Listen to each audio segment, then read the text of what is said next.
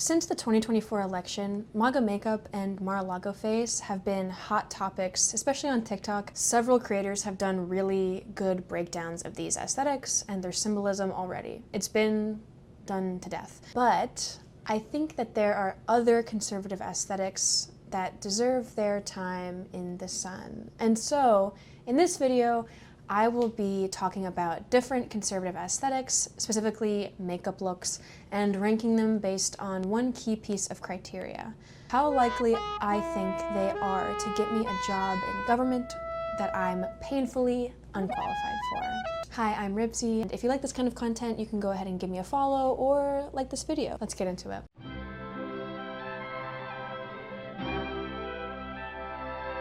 For the first look, I'm going with what I call the Southern Beauty Queen, or in the more modern iteration, Bama Rush. This look originates in Southern pageantry and debutante balls, but in current years can also be seen in sorority culture.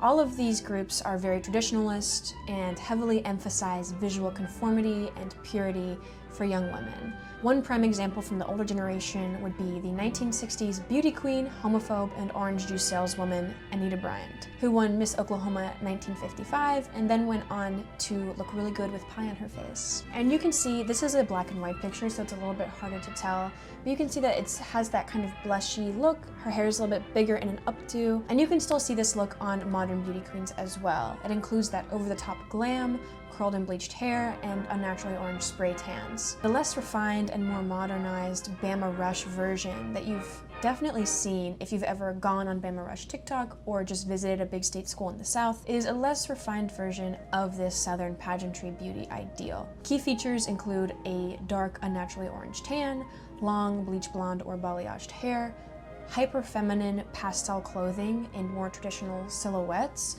often with floral patterns. Think Lily Pulitzer, where it's like that pink, floral, and green. They wear chunky jewelry and very girlish makeup. Think light pink, sparkles, and overly bright under eyes in an attempt to give a doe-eyed effect. This look communicates girlishness acceptable within the confines of Southern tradition, non-threatening femininity, and the willingness to conform, which is necessitated by a highly structured social system. When you think about specifically what pageantry and sorority systems have in common, is that in both cases, these young women are quite literally ranked by their social sphere. The look says, "I am beautiful enough to join your club, but not so sexual to threaten any of the other women or the men that engage in this social system." And when you see this look translated onto someone in the political sphere, it's often rooted in pageantry. One great example is Amber Hulse, who was Miss South Dakota 2019 and then later was elected into the South Dakota Senate in 2024.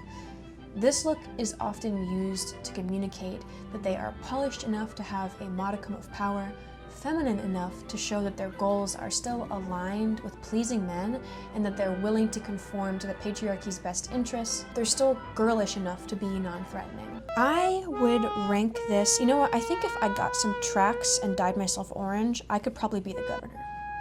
I do believe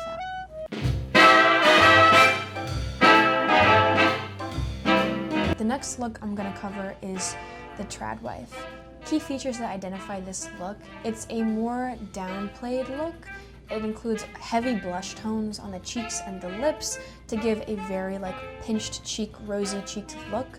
They tend to have natural brows, but they're definitely filled in a bit darker to give the look of oh, I don't trim my eyebrows, but they definitely do. They're going for something almost cherubic, a very wholesome take on femininity. Some real life examples would be classically Abby or Anna Neilman of Ballerina Farm fame. And these women seem to take a lot of inspiration from 1950s advertisements. If you look here, you can see that same kind of blushy, wholesome Americana kind of look, where it's very put together but effortless. And much like these advertisements, their look is about making the extremely difficult work of being a stay-at-home mom look very easy. And just like these advertisements, they're trying to communicate to you that whatever they're selling you, raw milk, beef tallow, religion, will make your life easier and make you more attractive. As for the ranking, despite these women proclaiming that they don't want or need jobs, they do all run small businesses on the internet where they single-handedly support their families. So I'm going to put them at bot influencer with a dying channel.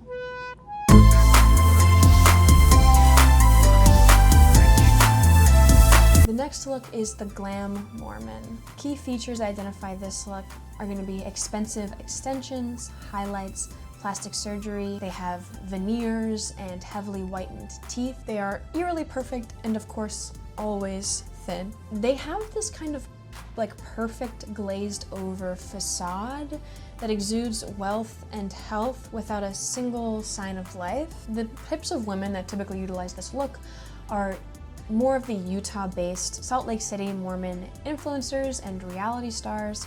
See like The Secret Lives of Mormon Wives. You're gonna see Rach Parcell, Taylor Frankie Paul, and Tanner Mann. A lot of people joke online that all of these women look the same, and there actually is a reason for that. Mormons have particularly high beauty standards for women. The Mormon culture emphasizes perfection and polish in all things, including appearance. Mormons teach a straight and narrow path, as in there is one perfect way to live your life and one perfect way to look. This is why all the women on The Secret Lives of Mormon Wives look the same. There's also this thing online called Mormon face, where people say that they can pick a Mormon out of a lineup without them even opening their mouths. And there are a few suggestions for why this is.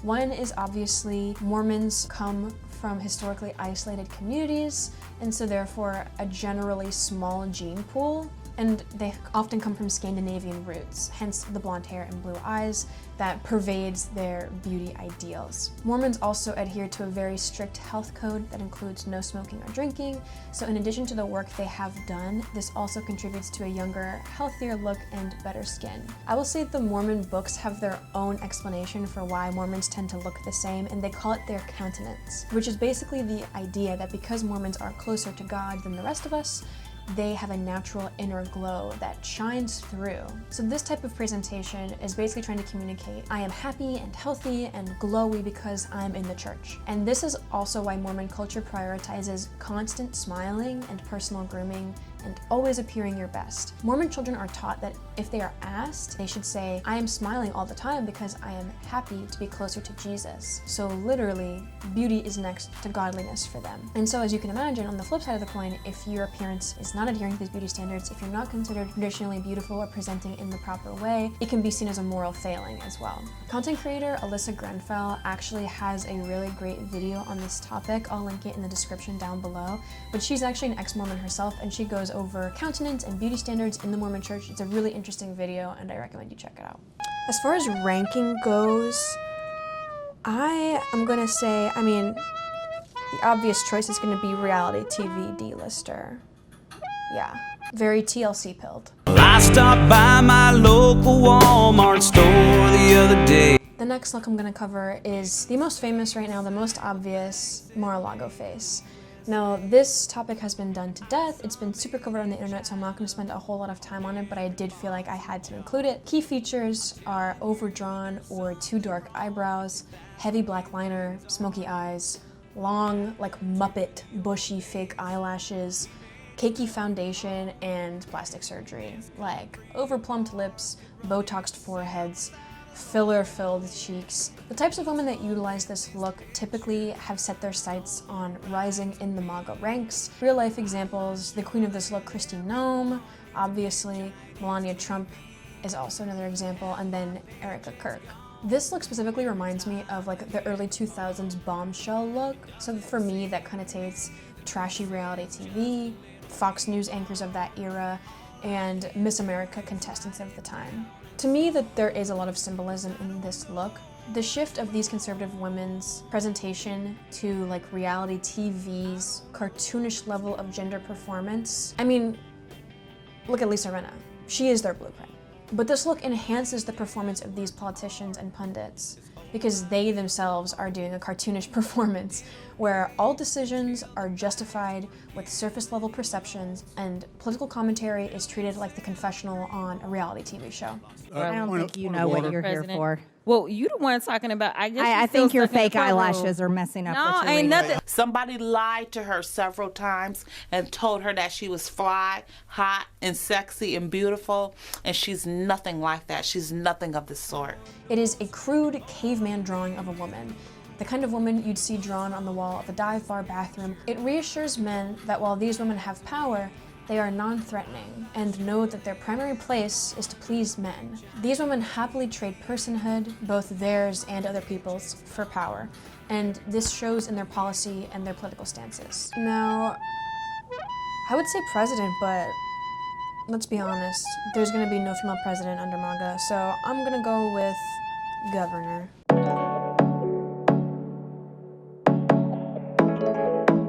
This next one is a bit more niche, but I think given Sydney Sweeney's performance in season 3 of Euphoria, I think it's a bit relevant. So this look is conservative OnlyFans models. And by this, I mean young women who operate in OnlyFans and then go in the public sphere and push these conservative traditionalist ideas. Key features of this look is trying to look as young as possible. So a real life example will be Anya Lacey, and it was really hard for me to find a safe for work photo of her with pigtails on, but trust, there are a lot of photos of her with pigtails. You can see from the blush placement and the freckling that she's really trying to look young, which is crazy because a lot of these women are already young. I think Anya is like 19, so take of that what you will. And I don't know how much I believe that these women are actually believing the conservative narrative that they're pushing. I don't know them personally, so I can't say that they don't believe any of it. Regardless, they are definitely playing it up for the sake of their fan base of young men. So unfortunately, because trying to look young is a business model that can only work for so long, I'm gonna put them as a bot influencer with a dying channel. Each of these looks services a different conservative fantasy, where women are only permitted any semblance of admiration or power as long as they defer to the preferences and desires of their male counterparts. Their physical presentation always suits the idea of what a woman's place is based on their subculture. While their looks may vary, there is one way that these women do not. They all submit. There's a reason why so many conservative political cartoons portray liberal women as mannish and ugly as their primary critique. Because in modern conservative culture, women have one place: to please.